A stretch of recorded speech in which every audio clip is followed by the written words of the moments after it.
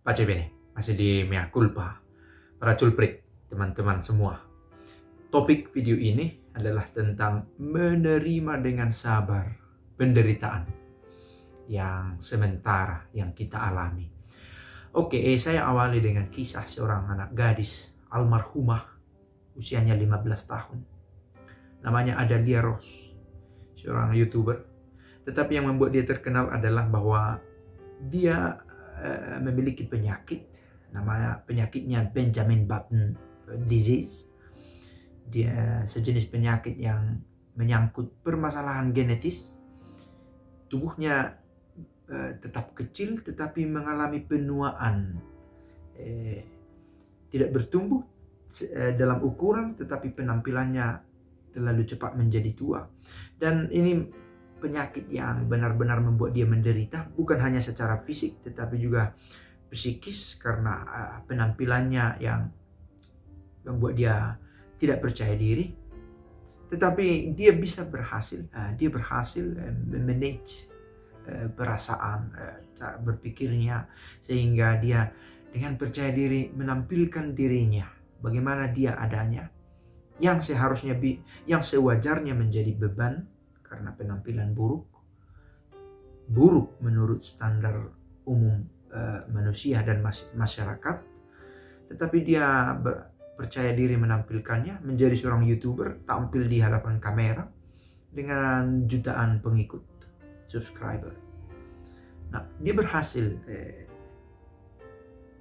mengenali dirinya dan menerima itu, dan menerima penderitaan fisik psikis yang dia alami, dan dia menyelesaikan perjalanannya dengan baik, karena dia akhirnya meninggal dunia dan menginspirasi orang.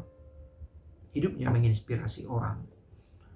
Oke, saya tertarik membahas topik menerima kesulitan dengan bersabar, seraya mengingat ada satu juga peristiwa seorang teman memposting kemenangan Real Madrid dalam satu kompetisi, katakanlah begitu. Dan saya sebagai fan Barcelona menyatakan susah menerima itu, dan dia tertawa.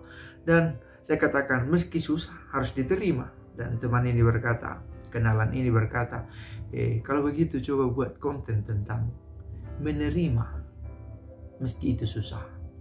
Oke, saya menemukan satu tulisan, maka pemikiran yang saya tawarkan bukan dari saya, tetapi dari seorang penulis rohani, Thomas A. Kempis, dengan bukunya berjudul Mengikuti Jejak Kristus.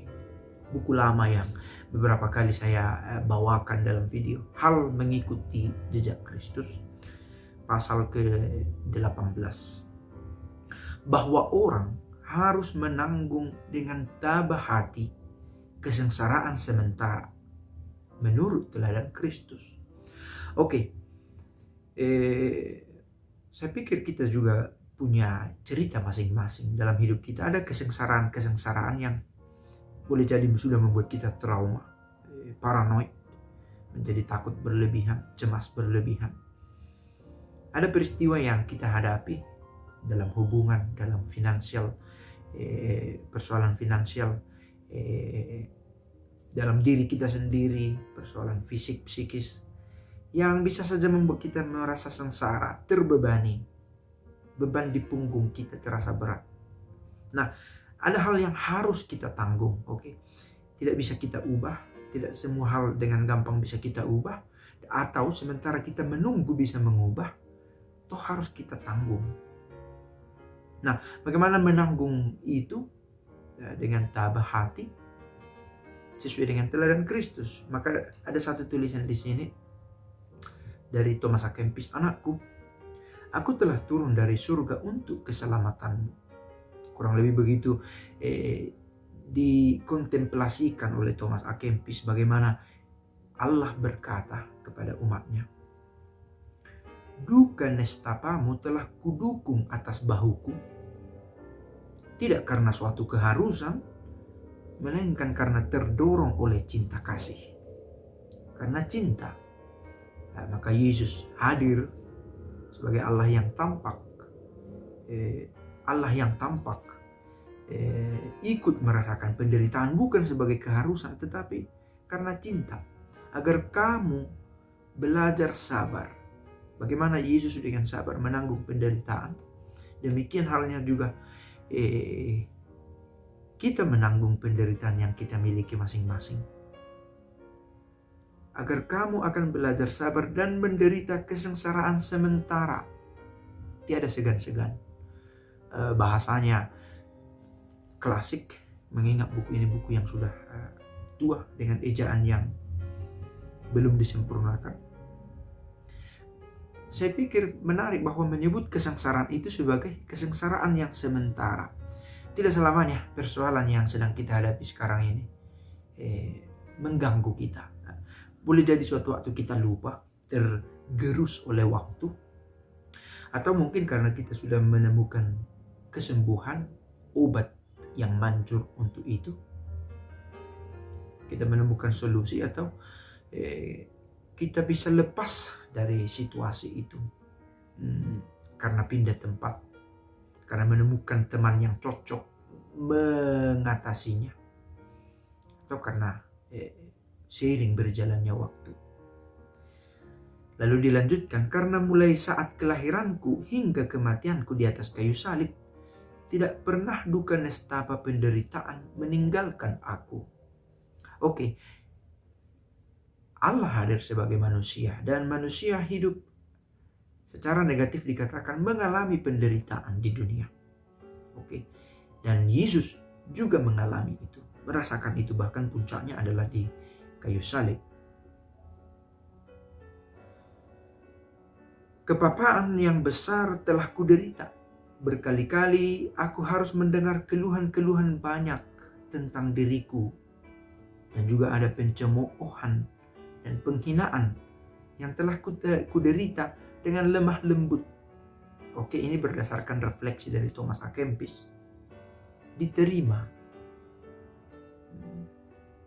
Dari kebajikan telah kuterima, bukan terima kasih.